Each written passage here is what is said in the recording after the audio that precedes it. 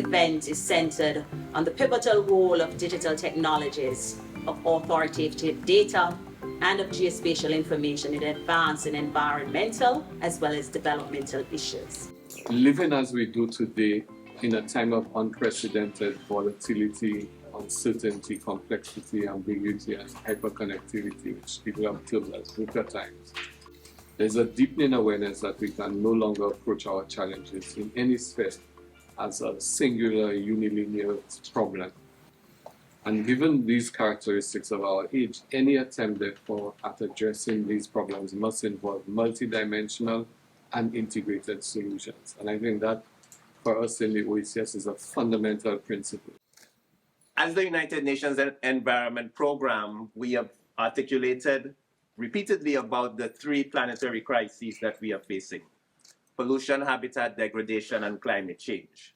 How are we going to assess whether or not we are coping with these crises if we don't have the data and information on the impacts of those crises on us as small and developing states, and also on the measures that we take to respond to them? We developed the REMDAP, the Regional Environmental Monitoring Data Portal, which now is at the center, the hub of this ecosystem, and connects to national and regional and other existing sources of data. Our vision is clear, and that is to leverage these advanced tools to foster sustainable development, environmental stewardship, and economic growth across our region. Authoritative data and geospatial information are key elements for combating biodiversity loss, as they help with threat identification and the development of mitigation actions to halt and/or reverse the negative impacts.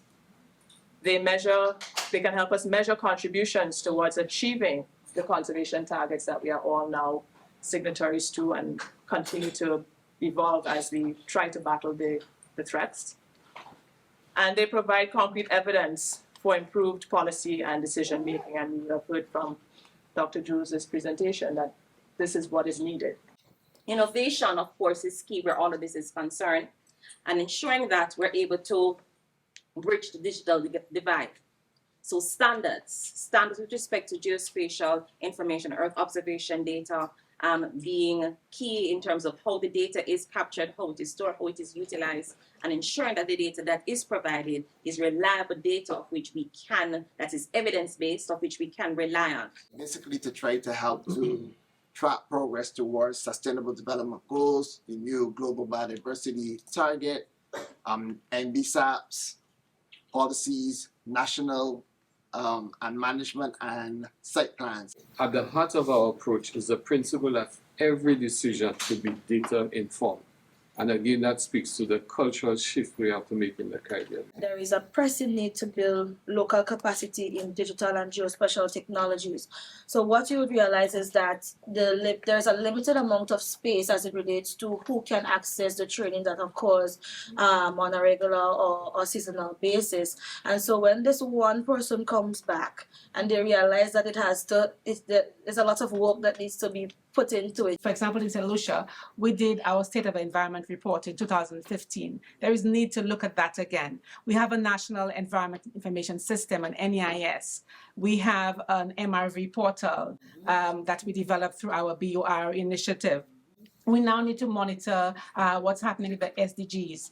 With the Plastics Treaty, we need to monitor what is happening with our plastics, what's happening with our NAPs, what's happening with our NDCs, our SDGs, what's happening as the OECS, as well as a region. I say all this to bring in the issue of capacity building. And it's not just a capacity building at the regional level, but at the national level, as what was said.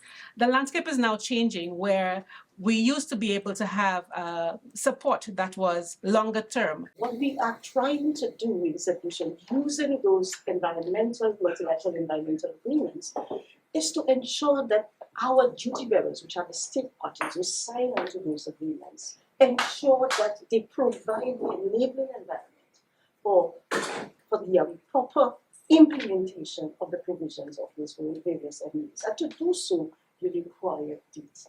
As an environmental agency that is working specifically on environmental data, perhaps one of the challenges that we now have is how do we bring the different types of data together? And again, Dr. Jules highlighted the importance of integration, the multidisciplinary approach, the social scientists, the economic data, and making it then relevant to how the environmental data now fits into that, so we have more balanced decision making. Community engagement at all stages and phases of this process of modernizing and using geospatial data and the technologies that comes with it is crucial to ensure that the local community is there. I just wanted to highlight two of our more pertinent tools.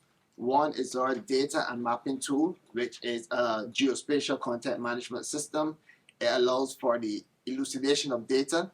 It allows for persons with non-technical capabilities, no experience in GIS, to be able to bring data sets together, to be able to create maps, dashboards, geostories. IUCN has been tackling the existential threat of biodiversity loss for over 60 years and has been providing public, private, and non-governmental organizations with cutting-edge knowledge, methodologies, data, and expertise to guide decision makers and conservation action, using approaches that benefit nature and people's lives and livelihoods. We also have the Sustainable Development Goals, which require data for us to measure are we in fact achieving them.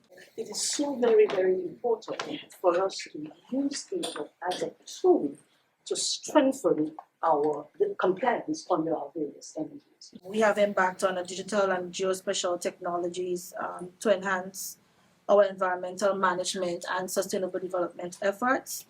Some of the key successes that we have been able to identify and achieved is our enhanced data collection and analysis, and we've heard some of the programs that we participated in or had the privilege of gaining much more knowledge and insight into. So we have improved our data collection capabilities, enabling more precise environmental monitoring and informed decision making. So, for example, the enhanced coastal master plan and marine spatial plan has provided a comprehensive framework for managing coastal and marine resources. So from policy formulation to project implementation, we are seeking to ground our strategies in comprehensive data analysis to ensure precision and effectiveness.